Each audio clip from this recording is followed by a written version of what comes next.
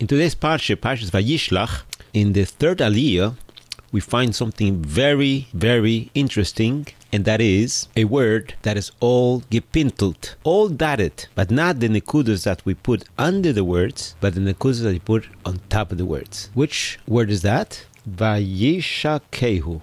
When Yaakov came to see Essau, Essau ran to Yaakov, Vaychapkehu, and he hugged him, Vayipol al Tzavorov, and he fell on his neck, Vayishkehu, and he kissed him, Vayivku, and both cried. Now, there are two things interesting in this passage. First of all, the word Vayishkehu is all dotted. All the 6 letters on top of Vayishkehu have a dot on top. Second of all, the word Tzavorov, which means his necks. A person has 2 necks, the right side of the neck and the left side of the neck, is usually written with a Yud Vav, Tzavorov, Loshen Rabim. Over here is written Tzavoroi, and the Rishonim say is a Kri and a Ksif. You read it Tzavorov, but you write it Tzavoroi. We want to touch few points. First of all, where do we find another place in the Torah that the word is dotted? And the truth is, this is the 4th parsha in the Torah that we find dotted words. The first time we find it in Parshas Lech Lecho, Yishpot Hashem beini ubeinecho. The word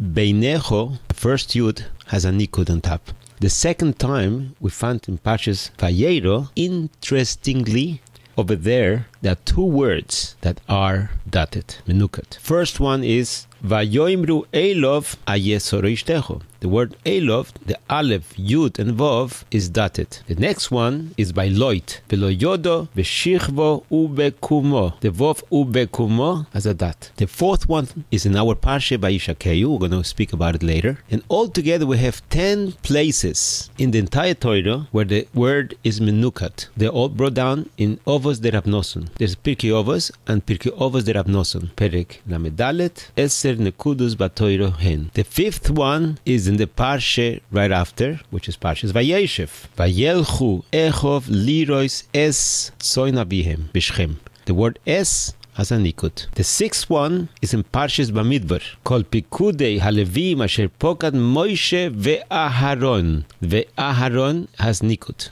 Some are goyres Aharon, that's the way it's mashed from the Gemara, but in Medrash says the vav of ve'aharon. So the meaning is to be menaket the entire word ve'aharon. The 7th place that we have a nikud is in Parshas Beha'aloischo. Oi bederech Rexoka. The hay of Rexoka has a dot on top. The next one, number 8, Parshas Bulok. Vanashim ad noifach asher ad meidvo. The reish of Asher gets a dot. The next one, number 9, Parshas Piנחas Musaf Sukkos, first day Sukkos. Ve'isoroin isoroin. The second isoroin, the Vov has a nikud on top. And the last one, in Parshas Ntzovim, we have 2.5 words menukat. Lonu ulevonenu ad. Hanistorios Lashem Elokeinu v'aniglois. Lonu ulevonenu ad. Lonu ulevonenu with the ayin of ad gets a nikud. These are the 10 places in the Torah that gets a nikud. Now the mefno in Simen Lamed Ches, when he speaks about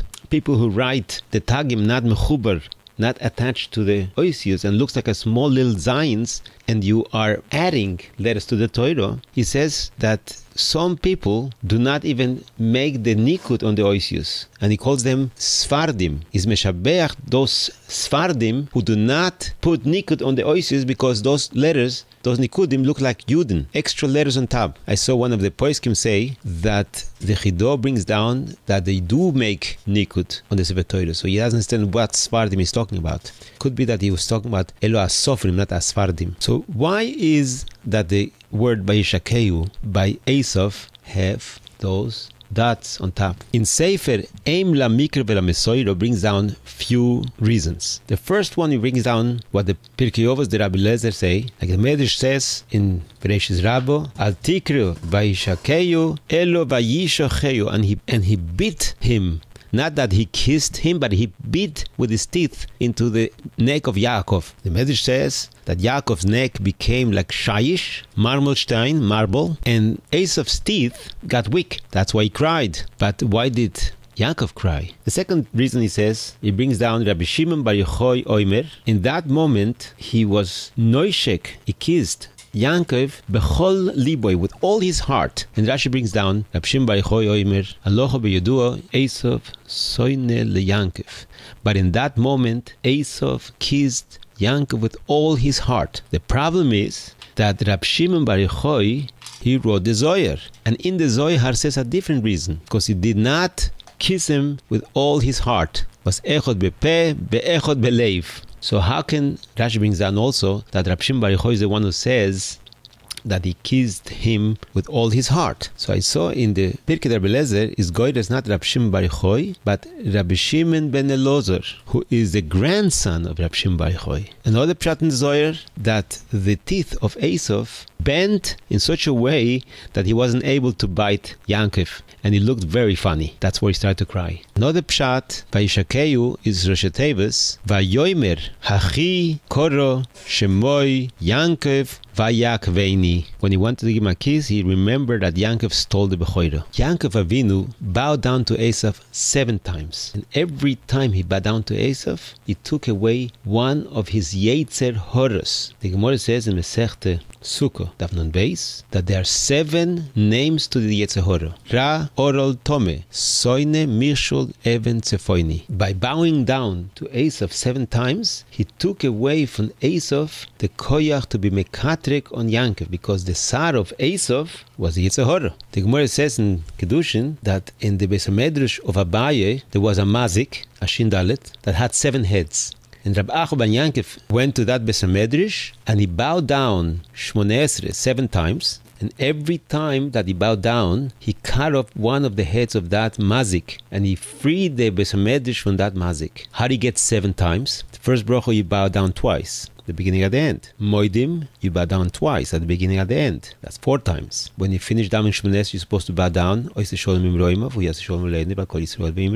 supposed to go back with one big bow and then make 3 small bows. Altogether 7 times. So when Rabbi Acha bar Yankov davened Shmonesre in that Beis Medrash, he was able to destroy the heads of that mazik. And why Rabbi Acha bar Yankov? The Gemara says that Rabbi Acha bar Yankov, he got married when he was 14 years old. He did not have Yetzer Hora. If you take all the words, all the letters in the Torah that have a Nikud, the Yud, the Aleph, the Yudvov, the Vov, the Vishkהו, the Es, Be'aharon, the Hey, the Reish, the Vov, Lonu, Ulevonenu, and the Ayin, all is Begematria, the 7 names of the Yetzer Hora. Ra, Orol, Tome, Soine, Mishul, Even, Tzefoini. I want to say a pshat that out of Essau, 7 different teeth came out from him. The 6 teeth are the dots on top of Vayishkהו, and the 7th one is the Vov missing on the word Tzavorov. Those are the 7 names of the Yetzer Hora. One of the mazikim is called Shein. A mazik is somebody who wants to hurt somebody else. Shein is one of the 4 mazikim. Shor, Bor, Mave, Hever.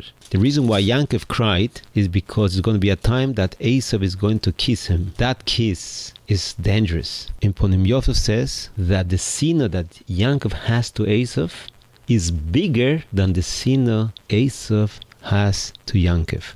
The problem is when we forget about that sinner. The Sefer also brings it down. Is a Talmud from the Ponim Yosef.